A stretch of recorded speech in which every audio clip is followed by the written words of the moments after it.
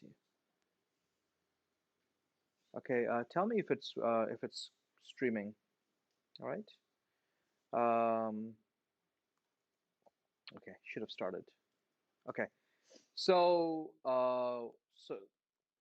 welcome back to week 7. Okay. All right.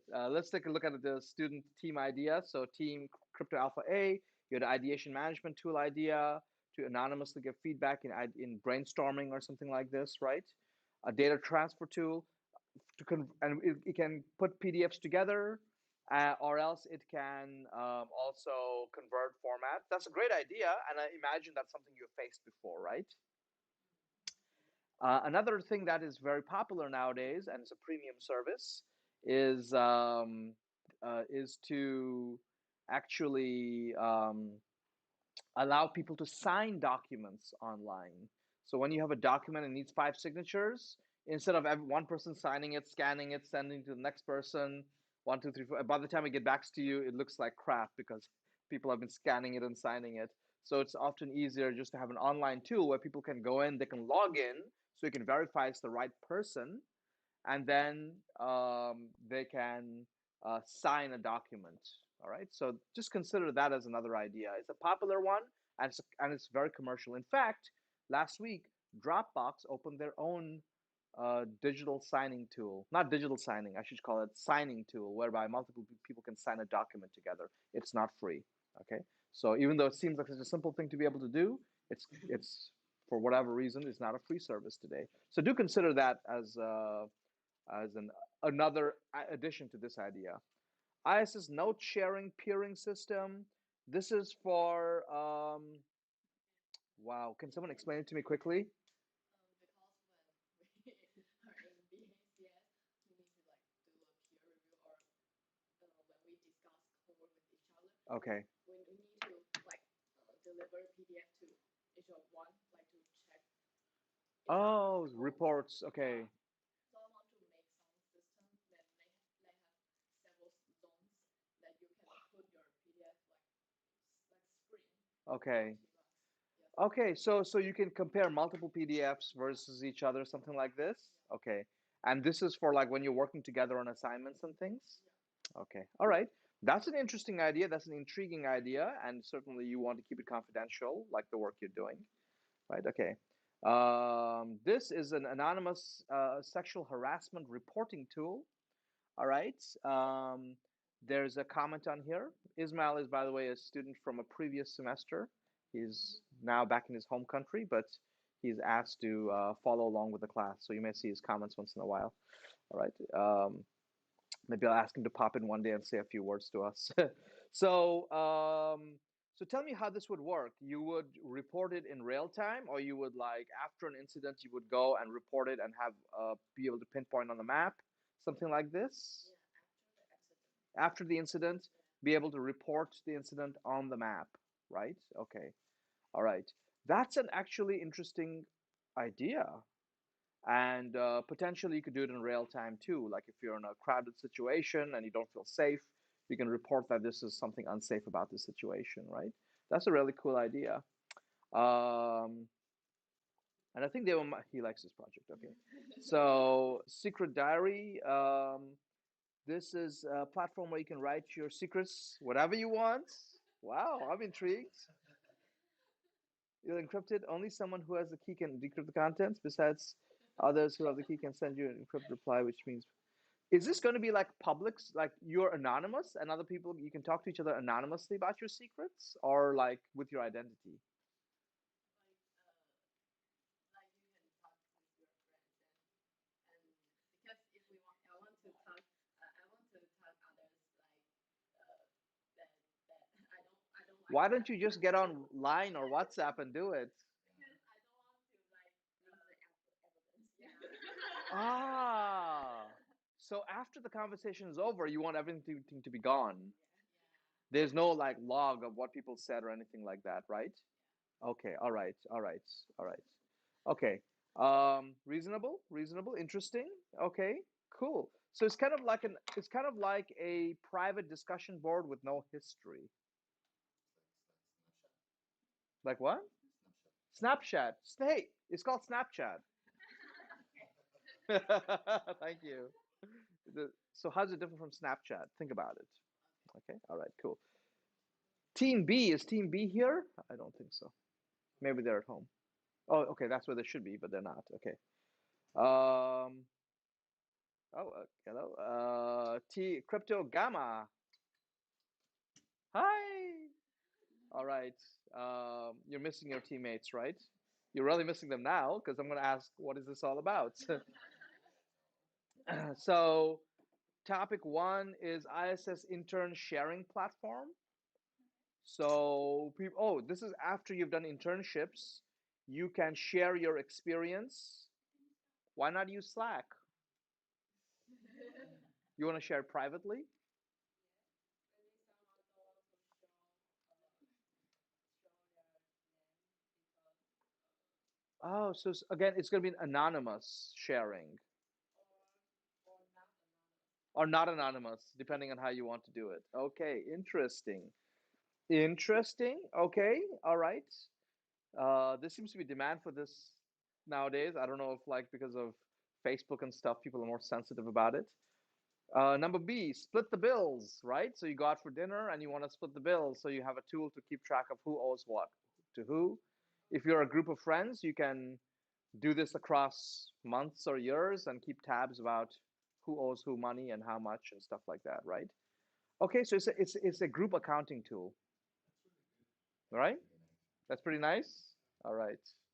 Seems like some people here are owed money. Okay. All right. Okay. Interesting. However, I will tell you there's plenty of apps that do this nowadays. As of the last, I know this because when I was in college, I had one of my group of friends, we were like a big group, like maybe like 20 or something. And I was the guy in charge of keeping the accounts. So I had this very extensive spreadsheet that would like automatically compute how much each person owns and blah, blah, blah, blah, blah. And yeah, I was always like, there should be an app for this. And now there is apps for that. So look for those apps and see how it's different from those. Okay. Just don't say anonymous. Okay. Okay. Share your mood. Okay, anyone can leave a message or picture, such an activity or doodle. All right, great.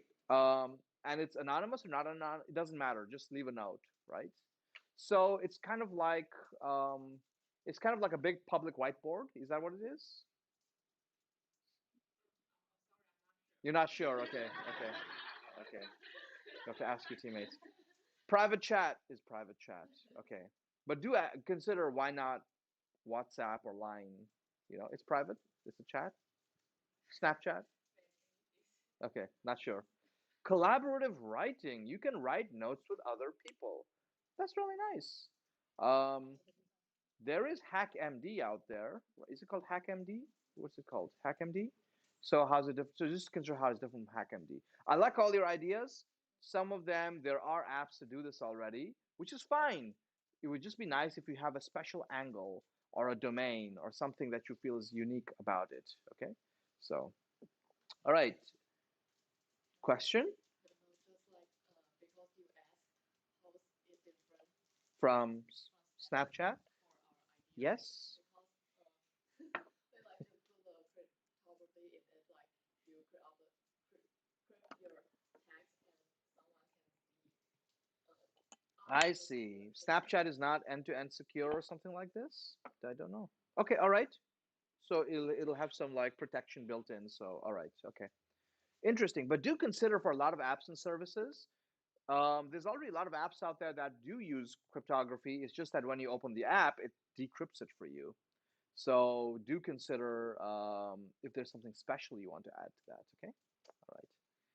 For example, I don't know about Line. I think Line says they have cryptography, but I think they don't really give much information about it.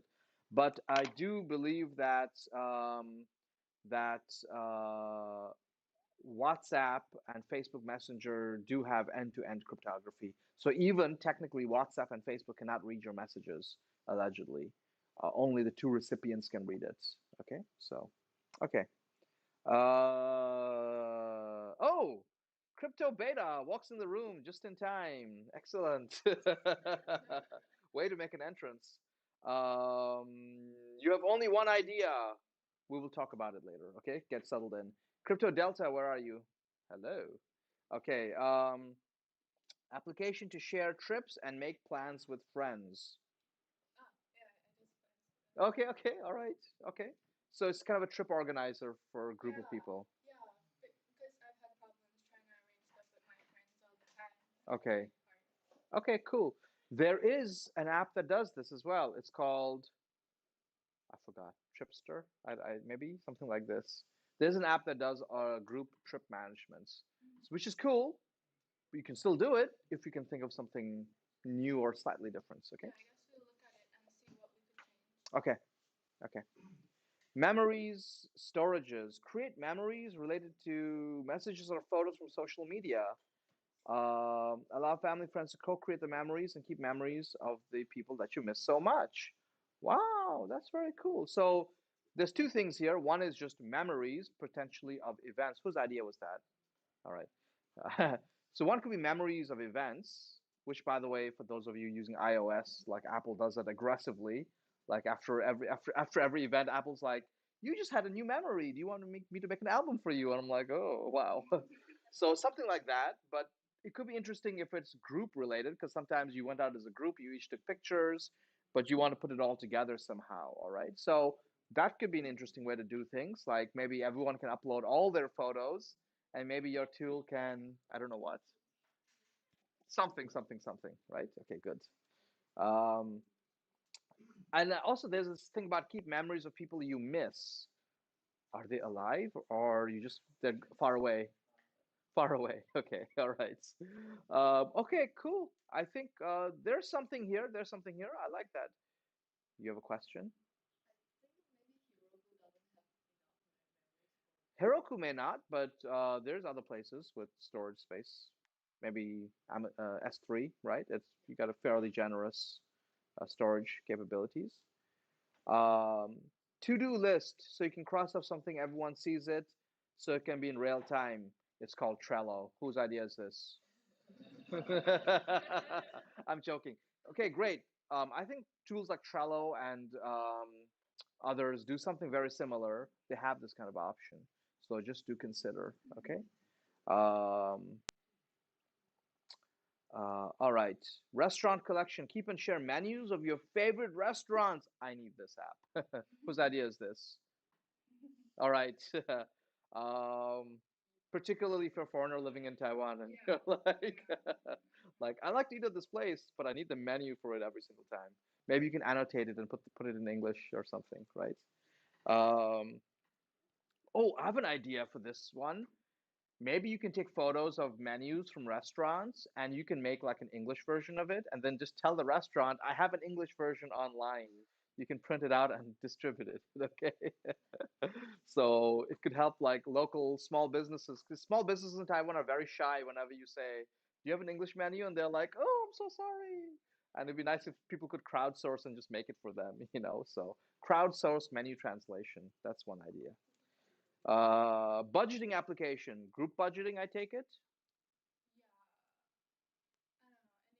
any budget. Any budgeting. All right, all right. Special days wishing app, like Oh, anniversaries and stuff. yeah. So it like when the day comes, it just automatically sends it to the person. Yeah. How thoughtful of you. Yeah, and you can craft your own message and Wow. Wow, where have we gotten to? Thinking of you automatically. maybe you can say like Merry Not really. Christmas or Happy New Year to everybody, so you don't have to type it out to everybody. Wow, but you know, I mean, it's up to you. by the way, you have to enter your information up here in Oh, sorry, members. sorry, Yeah, sorry. okay. What's that? It's a thought that counts. But you have to divide that thought by how many times it got automatically sent out, right? Okay. Platform to store and share computational research. All right. What kind of, it's called a Python notebook, right? Kaggle can do that as well. Google Colab. It's cool. I like it, but just consider how to use it. And if there's a nice use case that even people using Google Colab would struggle to do, that would be very cool. All right. So I do like that idea a lot, though. Um, Certainly, because I know even with my students, we struggle with this a little bit. to be able to like share notebooks and things in a timely manner. Um, okay. All right, cool. All right. And Epsilon, where are you? Uh, two poles of the class. You guys are holding the class together, right? Public research sharing. Site to share research from universities in developing countries where there is no free access to resources. You want to pirate research papers, is that right?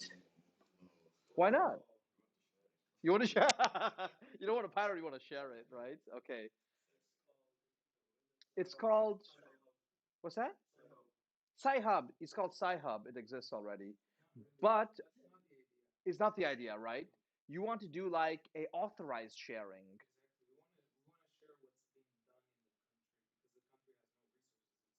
Oh, so it's internal sharing within that country.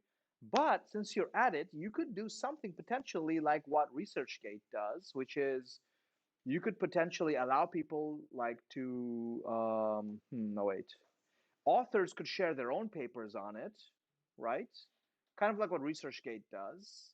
But your idea is to have it so that to promote a country's research. Is that right?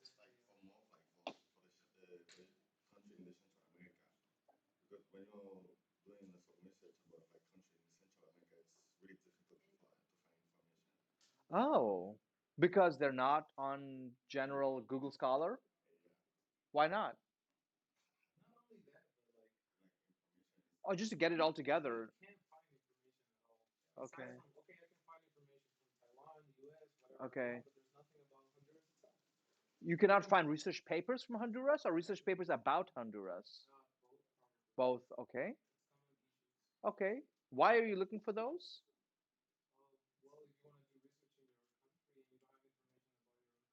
Okay. All right. Interesting. Interesting.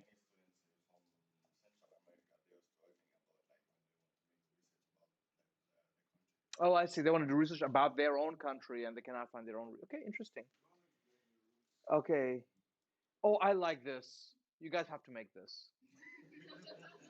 If you don't, I will. Dates for shelter animals. I love it. Site where animal shelters where can have a dating profile and you can swipe. I could never swipe right on a dog. Come on. Like, yes, yes, yes, yes. Tomorrow's lined up with dates. Okay. Um, you can. Okay. Here's a couple of ideas. One is you could set up a date with a possible adopter, or you could set up a date with somebody's pet. Like you don't want to adopt another dog, but you wouldn't mind taking out another dog and your dog for a walk or have a play date. It's Tinder for dogs. How's that for an idea? Come on. I love it. I love it. I love it. I love it. But I would suggest that maybe you work with an actual shelter or some maybe the club here or something like that. Okay, like don't just if you go for that, don't make it all by yourself. Like imaginary transportation trip request, a group of people across the city. Um, oh, so people need to. So you can like basically say we need to go somewhere, and once there's enough people, who's gonna arrange the bus? Themselves? Then you'd have to then again instead of making it completely imaginary, it might be a bit better if you work with a company that does this kind of transportation. It might be a little bit difficult because if it's completely imaginary, there's no boundaries on what you does and does not work. So it'll be a little bit. But I do like the idea. I do like the idea. It's just a little difficult to fathom how that would work exactly. All right. Unless you yourself are a company and you call up a bus company and say, okay, we've now got 20 people who want to go from here to here. Please, we'd like to charter a bus. I don't know. Okay. So, danger routes. In developing economies with crime, it's a problem. This will show people where crimes are being committed. The user can report a crime, and it's a real time danger map, right? It exists. It's called Citizen. It doesn't work in Honduras? Why not? You've tried using Citizen? Okay. because I used to use it in California, and that's a very crime-ridden place, and it's nerve-wracking. It's like you'd be surprised. Go look at Citizen. Look at the crime in Oakland or San Francisco. It's insane. It's unbelievable. It's like shooting here, shooting there, mugging here, mugging. It's like constant live feed of like violence. Okay. I like the idea. There's no such idea for, let's say, Honduras or other countries in Central South America? No? How is that even possible? That should be like the most. Okay, all right. So that's an idea. Okay, that is an idea. It's just that it'll be very hard to test this in Taiwan because it'll be like, nothing's happening. Be like, hey, that guy looked at me funny. I'm gonna enter. Fintech, yes, to discuss. Okay, great. Crypto Zeta, hello. Authority URL. People can use an account and password generated URL. You can log in directly to service like Google, Facebook. Also, you can set the expiration date. Share this URL to others to avoid exposing your password to them. So basically, it's a way to allow other people to access your account. Would that work? How would that work? Because they need to have your cookies or something, right? Oh, I see, I see, I see, I see. So you generate a URL, and if somebody goes to that URL, it logs them in as you. Huh. That would be tricky in a few ways. One is, how do you transfer like the necessary cookies and authorization to the user's computer from the server? Um, it's a nice idea. I like it. And there might be places where this is easier other than others. Oh, I see. Maybe there would be some JavaScript on the front end that would just kind of log them in, something like this. You would need something on the client side to do the logging in. Just think of, but I do like the idea. Why would you want to share somebody's account like this? Say no more. Yes, like Netflix. Okay. I heard Netflix is going to stop allowing people to have shared accounts. Is that true? Too bad. I've got family on multiple continents, so okay. Password vault for group. I love it. However, I believe I'm going to be making something like that as my demo project this semester. So consider. All right. Um, and there is an app called Vault that does something quite like this, I think already. Okay. Shared personal info management. Sometimes we want to change what we share or ask for deletion, but can it be done? Wait, so how would this work? You would you would be able to change information on Facebook or Google?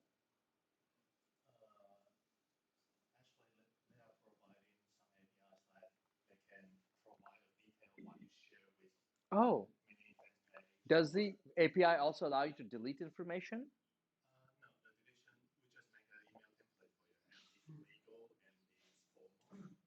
Oh, got it. Got it. Wonderful. I was thinking to do that because Google and Facebook, I believe, you can ask them for all their information about you, right? And they're required to send it to you. Hey, we should all do that. Like, it's a denial of service attack. Like, everyone do that at once. But no, yeah, that'd be good. And then you can like maybe pick which things you don't want and click a button, and it'll just create an email, maybe even send the email for you. I don't know, and say I want these deleted. Interesting. Interesting. Okay, I like that idea a lot. Automatic account. It doesn't beat the Tinder for dogs, but it's quite good. Automatic account keeping for all credit cards. Wow. Track expenses from all your credit cards. So you would use the APIs of credit card companies to kind of aggregate all your information across all accounts, right? Okay. There's a couple of apps that do something like this already. One is I think Intuit has one app, or somebody has an app like this that does like this, where you can enter your bank and credit card information, and it'll aggregate all of it. Money apps do this, right?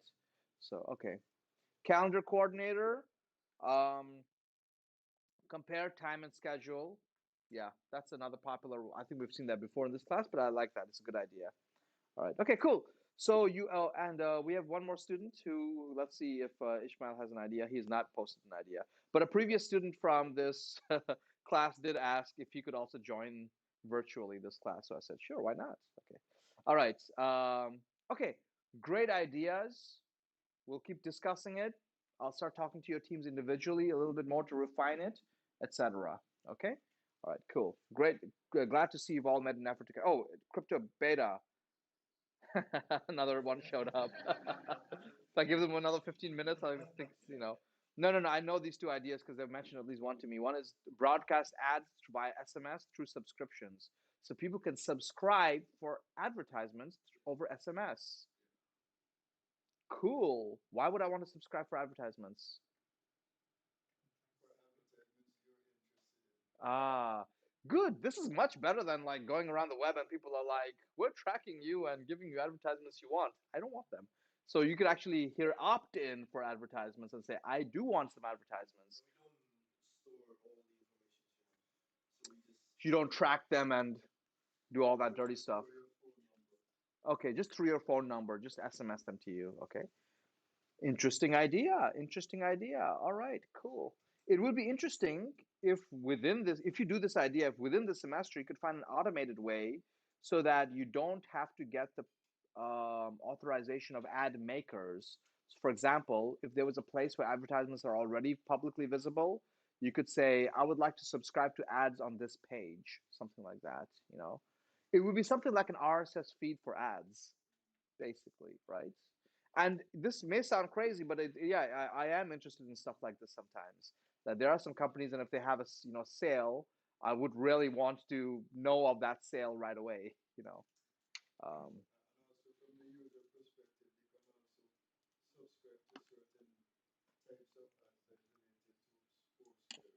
oh, sure, sure. I like it tag based. Okay, so, and yeah, it would be cool if I'm following you correctly. It would be also very cool if companies like, let's say on their website, they're saying, "Hey, we now have a 30% sale for the next month." If they could tag it in a way that your app would recognize, so that it could aggregate this stuff, right? That could be very cool. In the beginning, you may need to have some automated solution, but over time, if you have some buy-in, companies could tag it in particular ways for you to recognize. So that's a cool idea. Mini version of Google Analytics. Hey, that's cheating. So something like Google Analytics. So basically, you would look at log information and help them analyze it.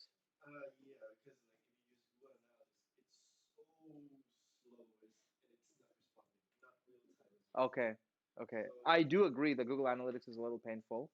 But moreover, it's also highly invasive. So I like it, but I do fear there's very many versions of this. Open Relic, not Open Relic, New Relic, and there's so many like tools that help website managers like manage and understand their visitors. It's a very, very crowded space. So unless you have something that's considerably different, do ask yourself if that's something you want. Okay. Um, all right. Okay, cool. Maybe a paid version where like users can get paid for having their information tracked. I don't know. Who's going to pay them? Who's making money from them? That's who's going to pay them. All right. Okay. Okay. Keep going, though. Keep going. I know you guys have a couple of ideas, maybe one more even that you're very eager about, but try to brainstorm a few more because in doing that, you might accidentally find something that fits into well with another idea. So keep brainstorming a little bit. Okay. Great. Thank you all very much. So, yeah, I just want to make sure you guys have some ideas. You do have some ideas. That's so wonderful. Keep going on them. All right. Okay. All right. Week 7. Ignore what it says on the screen. Uh, First of all, let's take a little stretch. Good to hear all your ideas. All right. Fantastic. Good ideas. Good ideas. Last week of cryptography, and then we are back into like app development world, web app development world. Not back into, we're going to begin. So from next week, we'll start talking about actually making components of web applications. But for today, the last week of crypto. All right. Okay. Let me try to muscle through this as fast as I can. I will warn you this. I'll talk about one more form of crypto today called public key cryptography, as opposed to symmetric key, which we have seen before. All right. However, disclaimer, I'm going to give you a superficial explanation of how they work, If you want to know how some of the more complicated and advanced ones work today, you have to do that on your own time. I'm not going to go into them in this class. I know that with symmetric key, at least we got as far as AES. I'm not even going to get that far with public key because it can get quite complicated. It's much more mathematically rigorous. It's much more mathematical, let's put it that way. It's not just purely algorithmic the way that others are. So I'll give you a baby version of a public key cipher today, but that's it. Anything more advanced than that, you need to go learn it yourself, or we can have some offline study sessions if somebody's really interested in them. Okay? All right, cool. So last week we talked about this technique of what I will call state of the art practice of using symmetric key cryptography, which we called authenticated encryption. All right. Why is it encryption? Why is it authenticated? So the idea was you have a plain text that you want to encrypt. You encrypt it with a secret key, which is generated from random data generated by your computer. Okay. And typically, this is not like random, like the random function in R or Python. That's like wimpy random. We're talking about really much more sophisticated random functions, which themselves use ciphers to translate sensory information on your computer into random bits and bytes. Okay, so we use a secret key and we use a nonce because if you don't use a nonce, every time you encrypt a plain text with the same secret key, you're going to get the same results. And since we don't want to keep swapping secret keys between two partners, we swap nonces instead. Okay, so with every message, we use a different nonce. All right, so that was the encryption part of it, and that was kind of sort of state of the art practice in encryption. However, we do one more thing after we have generated the ciphertext. We then use the secret key to do a cryptographic hash of the ciphertext, which becomes a MAC block.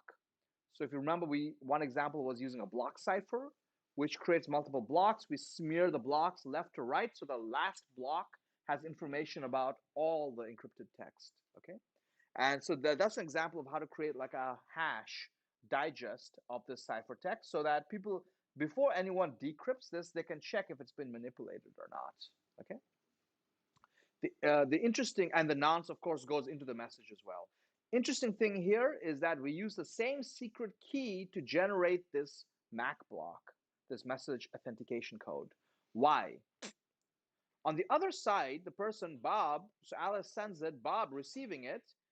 Before Bob decrypts the ciphertext, Bob will first take the ciphertext, run it through the same hash function with the secret key that Bob knows to see if they can regenerate the same MAC block. If they cannot, then they say, I am not even going to try to decrypt this. Okay? Why? For two reasons. Potentially, I could decrypt it, and the decrypted payload could be something dangerous that was not supposed to be sent. Okay? So, for that reason, Bob wants to validate it before decrypting it with the nonce and the secret key. All right? Second reason, there are some very sophisticated attacks which look at how long it takes you to decrypt information to try to figure out something about your secret key. These extremely sophisticated attacks that basically send you false information, try to get you to decrypt it, and in trying to decrypt it, they can try to figure out one or more bits of your secret key. So generally speaking, these are sometimes called timing attacks or other types of attacks. Um, I mean, and this world is very sophisticated. There's even attacks that look at things like, and this is mind blowing. There are attackers who can try to put something into the wall, into the power socket on the wall, so that when you're trying to decrypt something, they detect the power usage from your computer to try to figure out, again, any information about your secret key or the encryption algorithm you're using. So so this kind of hacking has gotten extremely sophisticated. All right. So you do not want to try to decrypt something until you're absolutely sure it is for you and it is from the right person. And because the hash is generated with a secret key, if you can generate the same hash, you can be pretty sure it came from the right person, not just somebody randomly sending you something and pretending to be Alice. Okay. So we call this authenticated encryption. All right. Any questions about this? I hope for most of you coming into this class, you didn't know that this is what symmetric key cryptography looks like nowadays. Most of us have a very romantic image of just plain text, some secret key I just typed in, and ciphertext. No, that's not enough. All right. So this is the reason we use tools like NaCl, which does all this for you. So you're not tempted to do a cheap and dirty solution, which is exceedingly dangerous. All right. Cool. Any questions about this? No? Yes? No? Everyone's good? Everyone's happy? Well, last week I remember Stephen was not happy because he asked me, how do we exchange the secret keys? And I said, Starbucks. But don't do Starbucks because if people are exchanging secret keys at Starbucks, that's where I would go to listen on our conversations. Okay, how should we exchange secret keys? Um, this is a matter of trust. You have to be able to exchange with somebody else in a trustful manner. This is not easy. And as of last week, I said there's no solution to this problem. All right, with symmetric key cryptography. However, in the past 30 years or so, not which is not ancient history, very recently, relatively speaking, we have come up with an amazing technique by which we can exchange secrets openly, like two people could exchange, like Stephen and I could exchange a secret openly, and the rest of you can listen in, but only Stephen and I would understand what we're saying, even though we haven't um, exchanged any other information previously. All right. So there is a technique by which you can talk in the open with somebody you don't know, potentially. There's some caveats to this, but potentially, and everyone can listen in and they still don't know what you're talking about. How on earth can that be, right? Enter the magical world of asymmetric key cryptography. I'm going to give you a rundown of how this works. This stuff is mind blowingly cool to me, all right? Um, Asymmetric key cryptography. So previously we talked about symmetric key, now asymmetric. The little a in the beginning is just a way of, in English or Greek or Latin, I forget, to negate a word, to make it the opposite. So asymmetric means not symmetric, right? Uh, what does that mean? Well, with asymmetric key cryptography, rather than having one key to encrypt and decrypt, we have two keys, all right? Um, and typically, the way it works is one key is kept private and you never share it with anybody. Anybody, not even with the person you want to talk to. It's your personal secret for the rest of your life. The other key is a public key. You can share it. In fact, you must share it. And you must share it as widely as possible and you must share it with everybody. All right? Um, And what happens is that these two keys are generated at the same time. They're not just two random keys you created, they're forged together. And one is simply something that you must keep forever secret only to yourself. And the other is something you can share with anybody. And in fact, you must share it with everybody as publicly as possible. We'll see why these requirements are there. All right. How does it work? Before we talk about like how to use it, let me give you the very basic idea of kind of like I'll give you a very basic idea of how to use it before we get into the depth of it. Okay. So you've got a private key and a public key. And the way asymmetric key crypto works is when you have a plain text and you encrypt it, you can encrypt it with one of the two keys, the private key or the public key. Once you've encrypted it, the person on the other side must decrypt it with the other key. So if you encrypted it with your private key, on the other side, people have to decrypt it with their public key, with your public key, not theirs, with yours. So this is a key pair. So if you use one of this pair, you have to use to encrypt, you have to use the other to decrypt. All right. So if you encrypt with the private, you must decrypt with the public key. Are you okay with this so far? All right. So and that's already magical. How can they be two? I mean, because we don't really see that in day-to-day life. Normally, when there's a door and you lock it with a key, you can unlock it with the same key. Well, we're now saying there's a door and there's a lock. You can lock it with a key, but that same key cannot unlock it. The private key, if it's used for encryption, it cannot be used for decrypting. It will not work. Only the public key will be able to decrypt it. So another key will decrypt it. On the other hand, if you take your plain text and encrypt it with your public key, all right, it will generate a different ciphertext than your private key would have. And the only thing that can decrypt it is the other key, your private key now.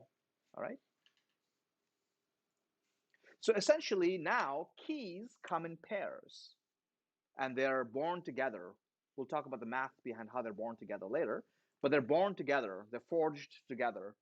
If you lock with one, you have to unlock with the other. If you lock with the other, you have to unlock with the first one. All right?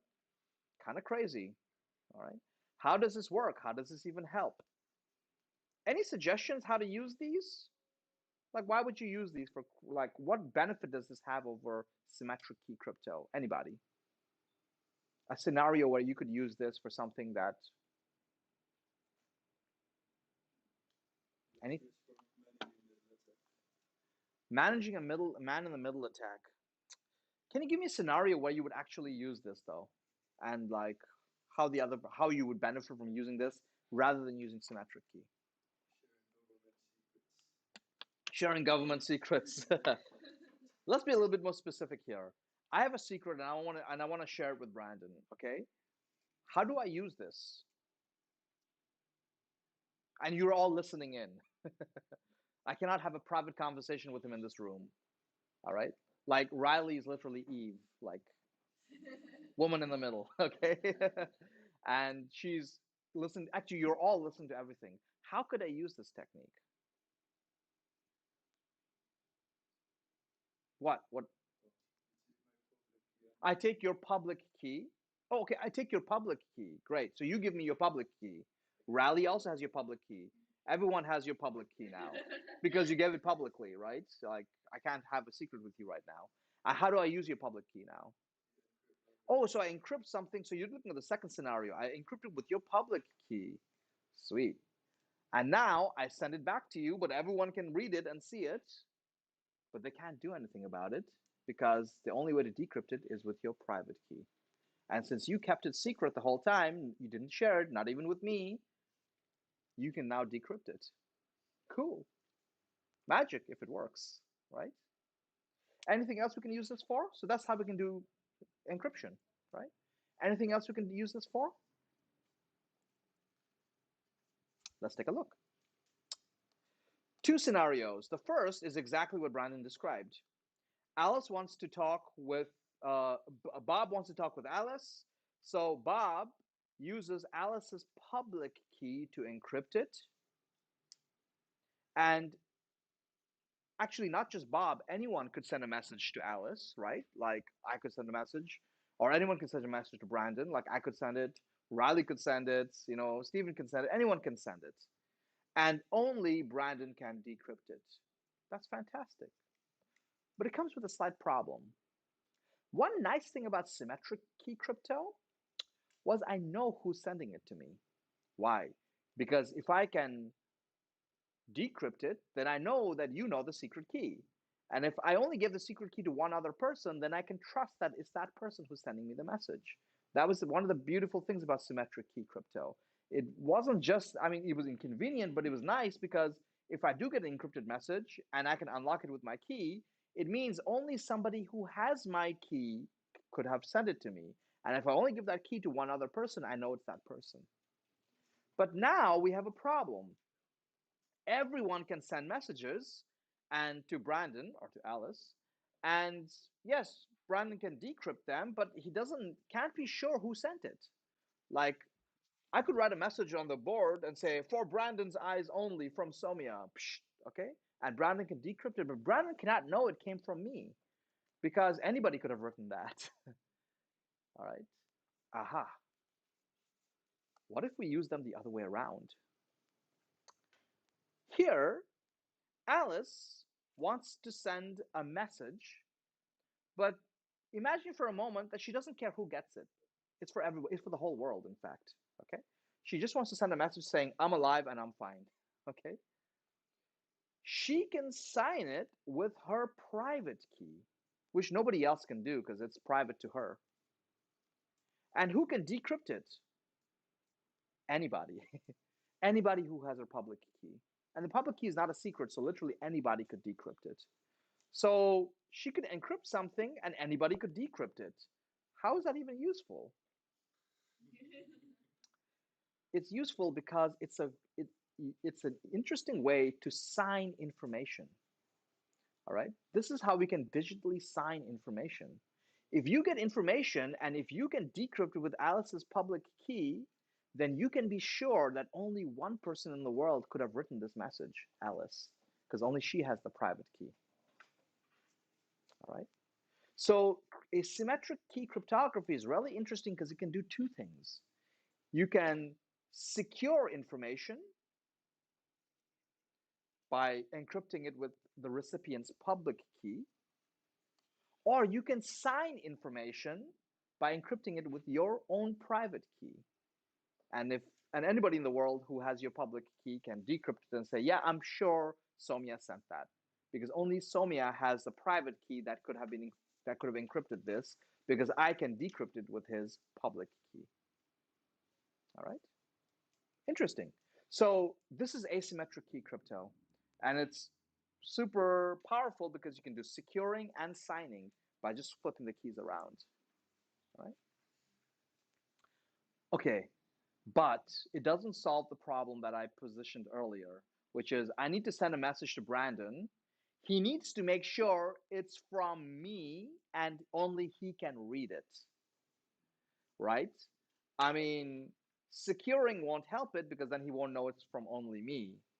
Signing won't help it because then everyone can read it. What do I do? Do both? Are you crazy? Yeah, sure, we can do both. Sure, we can do both. So Alice wants to send a message to Bob. Alice can first sign the message using her private key and then encrypt it using Bob's public key. And Bob can Bob can then decrypt it and with his own private key and then verify it with Alice's public key. Does the order matter? I mean, Alice private, Bob public, could we just do it the other way around? Would it also work? No? Why not? So if we encrypted it with Bob's public key first, and then we did Alice's private key, what's the problem? Bob can first decrypt it with Alice's public key, and then decrypt it again with his own private key. If we just flip the order on the other side, right? Do you see what I'm saying? Is there a problem? Does it matter which order you do it?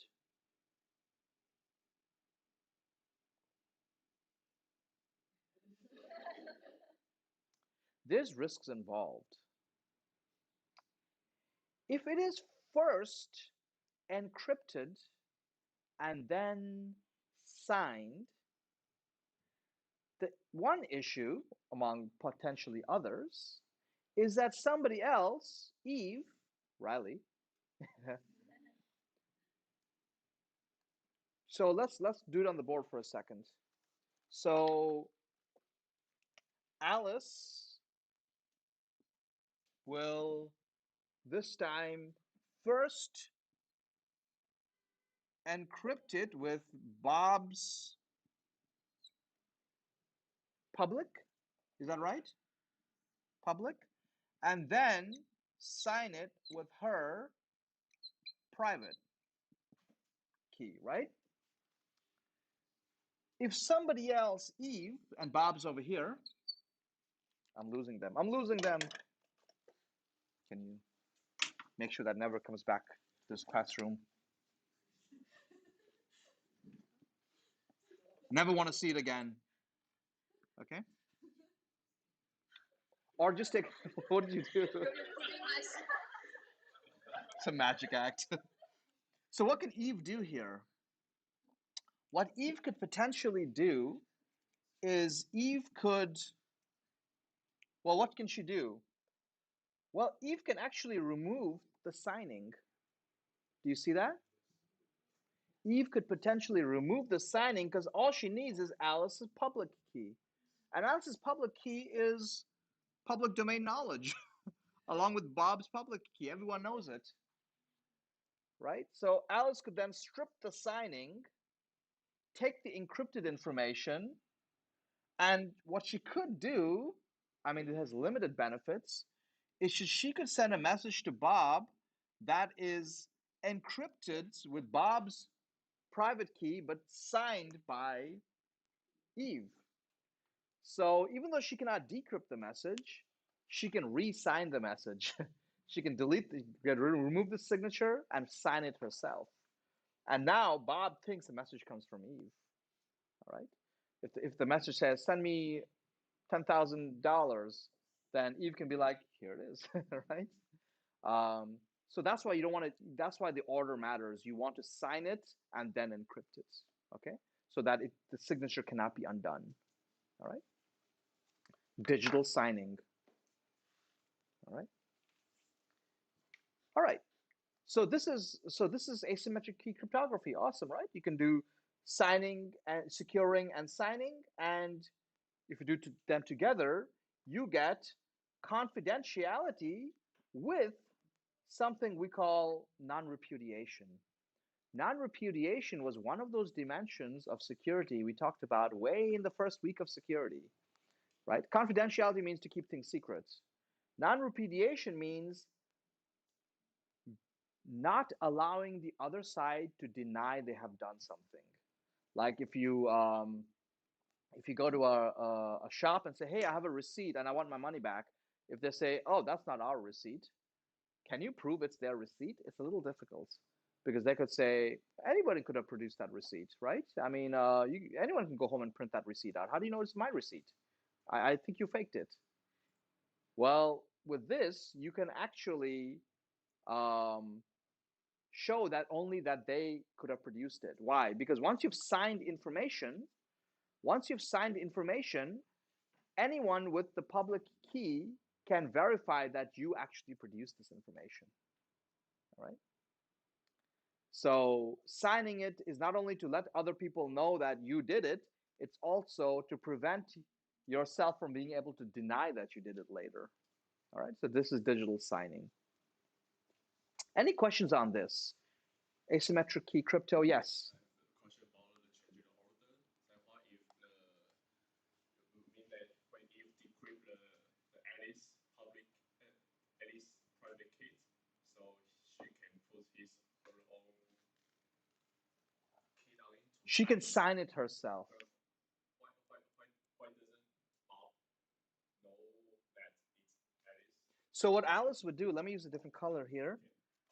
Apologies to the people watching from home. What Alice can do, excuse me, what Eve can do is she can remove this, right? Yes. And now she has something that's encrypted with Bob's public key. Yes. Anybody could have made that. Yes. So Alice could tell Bob, hey, I have a message for you, all right?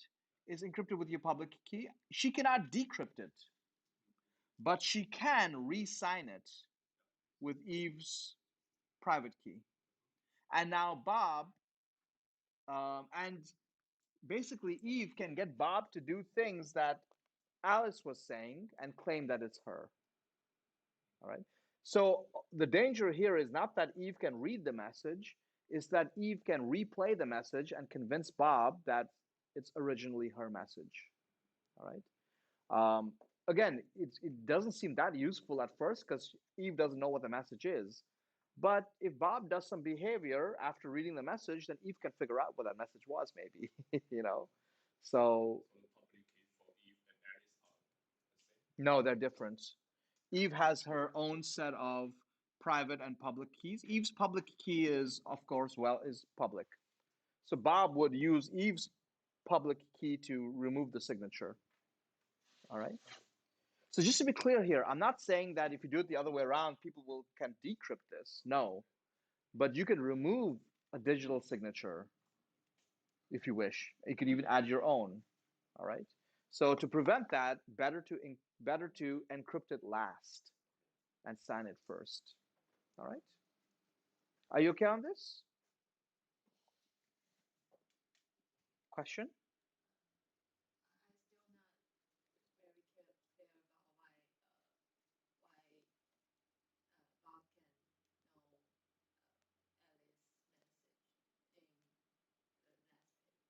in the last In this page?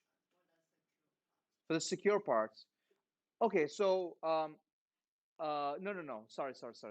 In this example, these are messages going to Alice, not to Bob. So if you look at the picture here, anyone, including Bob or anybody, can send messages to Alice securely if they're encrypted with Alice's public key. So they use public key to send message to Alice. Alice use. Oh, Alice uses her own private key to decrypt it. Make so sense? Alice can send things to others. She cannot Um, make. this she would have to get their public key to send it to them. Make sense? So for the securing part, you have to know the recipient's public key. That is why I say the public key has to be extremely public. Why? Because if I just call Brandon over the phone, let's say I don't know, let's say I've never Brandon's he's in the room now, but let's say I hear about him somewhere, and I say, oh, let me go find him, and someone says, oh, this is his phone number, and I call Brandon and say, hey, what's your public key? That doesn't work because how do I even know this is his phone number, right? Like how do I trust that that's the person I'm talking to on the phone? Brandon has to put it somewhere so publicly that I can be sure it's him. Such places include maybe his homepage, if I can be sure it's him, or maybe if he works in a company, on his company profile, so that I can know that at least the company has verified that this is Brandon. So I have to somehow be able to find some resource of Brandon that is definitely belongs to Brandon. Okay, and then and from there I can get the public key. All right. We'll talk about such resources a little bit later. Yeah. Can I ask the Eve question Yeah. the next? If Eve like sign with her private key, and Bob will need to use Yes. Eve's Public public key. key. Yeah. Yeah, so if Bob use Alice's public key, he can get the message. So where's the danger of it? Oh, the danger. Okay, the danger is only this. Eve cannot read Alice's message, but Eve can remove the signing. Yeah, Bob can. Bob will have the message if he doesn't use Eve's public key to like. It's true. Okay, make the story simpler. What if Eve only removes this and doesn't add her own?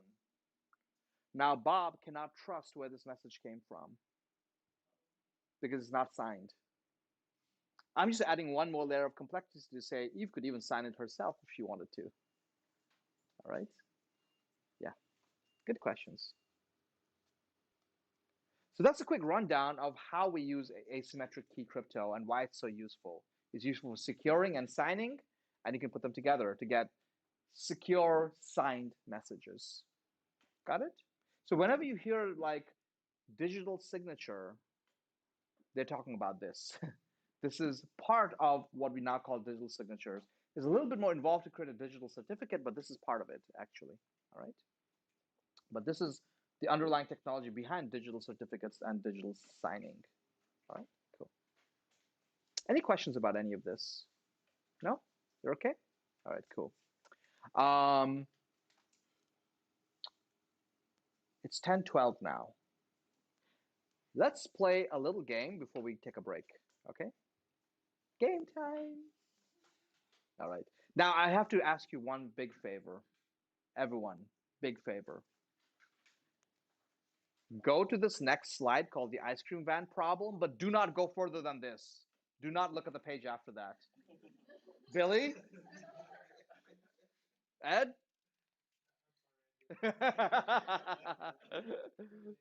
Just go to page 6 and look at the ice cream van problem.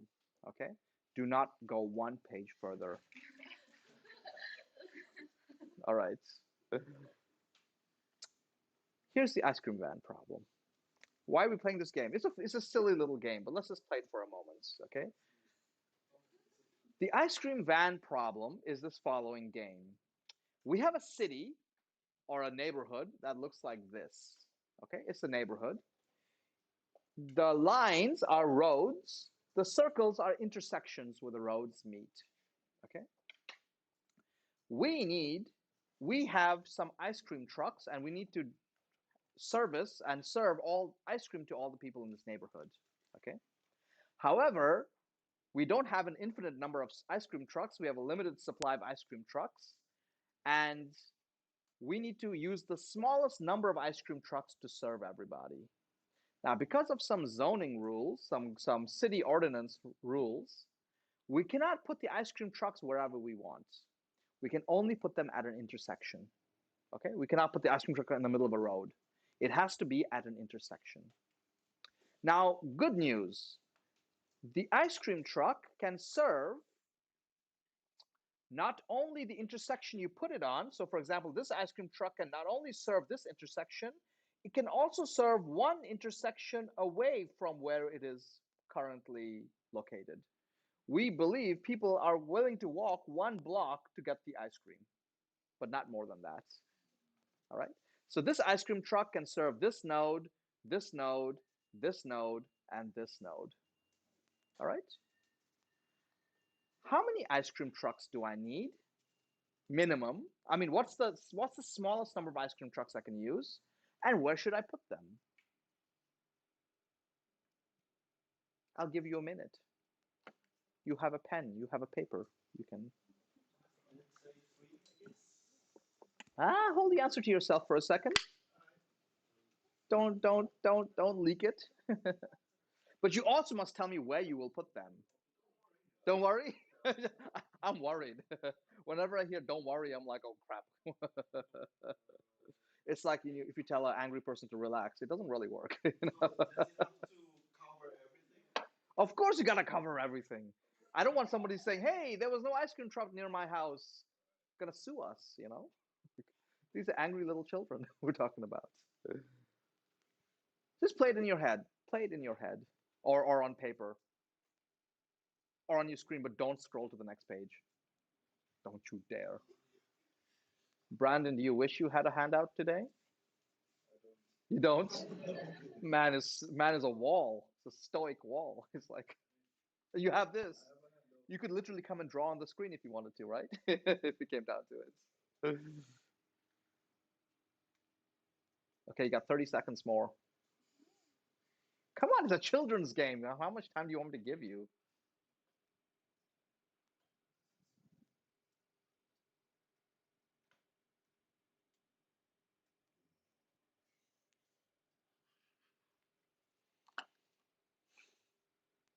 Bijan, should I start getting worried?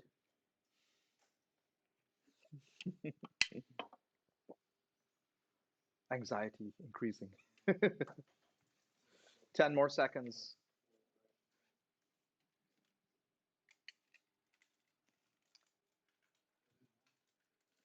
3 more seconds.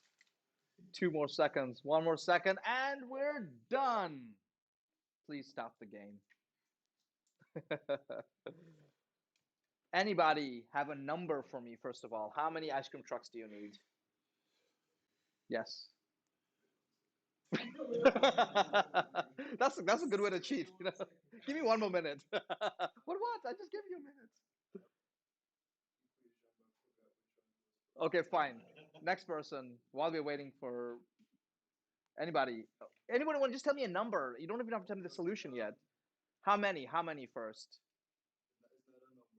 Is it an animal? What is it?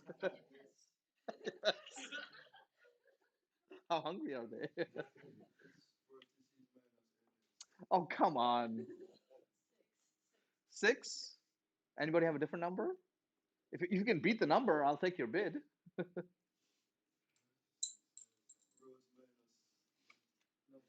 All right. Can anybody tell me which vertices? Show me your solution if you have it on paper. Quite impressed.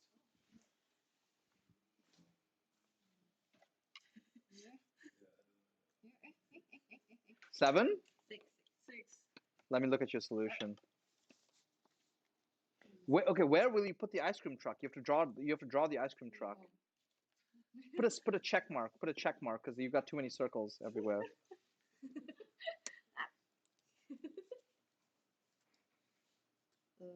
No, this does not connect to that. Sorry. Ah, children. Yeah. No, this cannot serve that one. The road goes to here.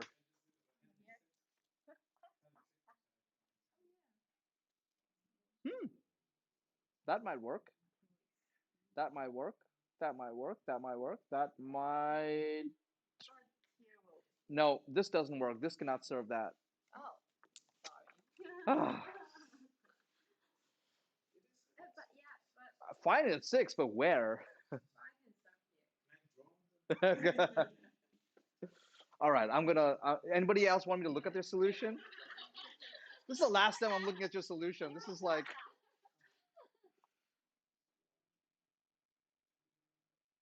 yeah, I think that might work. I think that might work. Wow. Question: was this a very easy game to play? Was it as easy as you thought it will be? Yeah, you better say no. Bijan, please double check his work. Does it work? You got it? Yeah, sure, I can check it out. Give me. Give me. This. Can you draw the boundaries of who will serve what? Is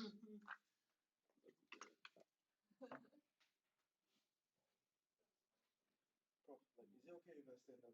Yeah, yeah, absolutely. It's okay. I encourage you to stand up.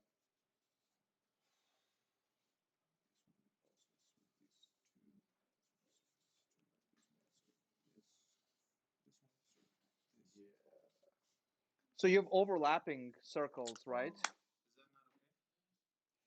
that Not not optimal. One, two, three, four, five. Wait, you've got one circle that's not covered right there. okay? This looks like a map from. All right, all right, all right, all right, all right. I'm gonna have to draw the game to an end. Okay. You can see most people don't get it right the first time. It's kind of tricky, isn't it? It's kind of tricky. Like you miss one a little bit. You would need 7 if you went with that solution, but all right. Let's stop. Let me ask you a question before I show you the solution.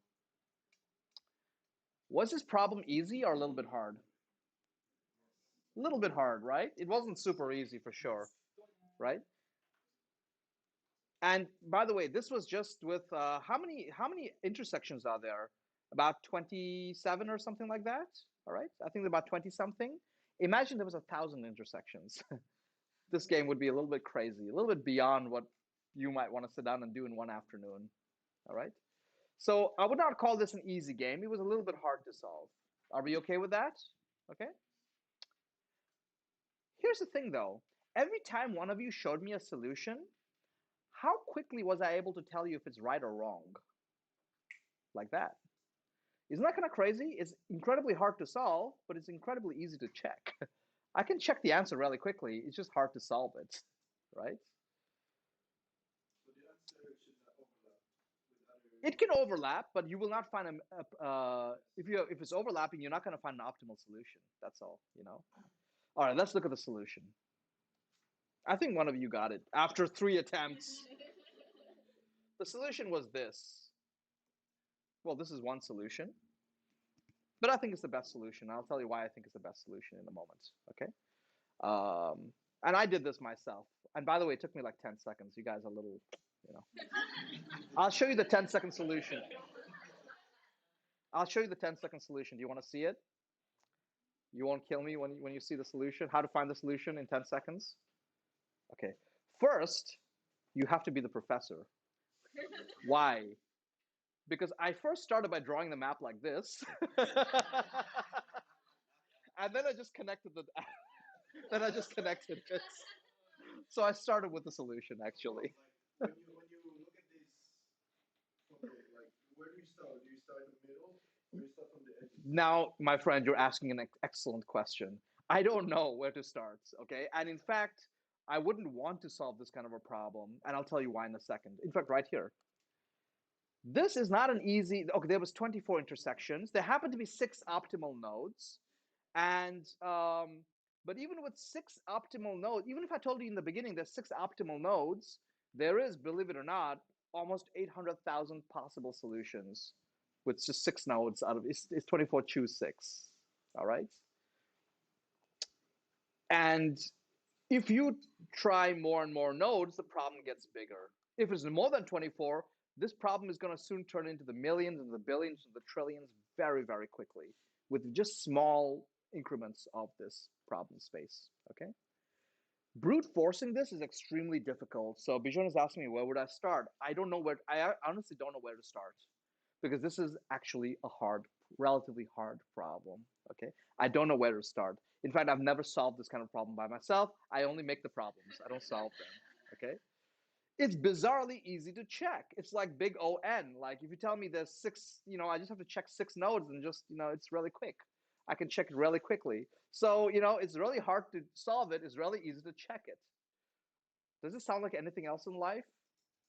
There's a lot of things in life like this. Like, like how you like, I guess you don't listen to the radio anymore, but maybe you're listening to Spotify and you hear a song and you're like, whoa, this song is awesome. Like how long does it take you to know if a song is great or not? It's like that. Like if you like it, you like it. Can you make a great song? Kind of bizarre. Like literally, you could listen to the top 100 music and you could recognize that it's all good music, and almost nobody can make one. It's kind of bizarre, isn't it? Like you can recognize it, you just can't make it, do it, solve it. I want you to recognize this is an issue. All right. Um, Setting up the problem is, of course, super easy. To set up the problem, you literally put dots, like red dots on the paper. You draw three things out of each one, or four things, however many you want, and then you connect the remaining ones, and you've got your solution. Making the problem is incredibly easy, even bizarre, right? It's not as simple as edges minus nodes. To find the number is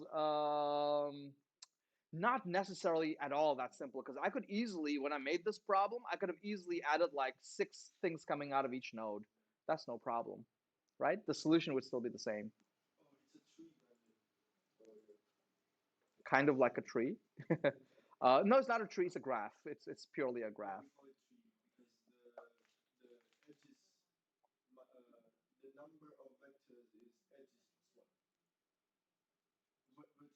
The number of vertices is edges plus one. Okay. Oh, that's the definition of a tree. Okay, then I guess it's a tree, right? You could pick the whole thing up by one. Okay. All right. So this is something just to appreciate. What the hell does this have to do with public key cryptography? Let's take a little break. We'll come back and we'll see how a problem like this is helpful for public key cryptography.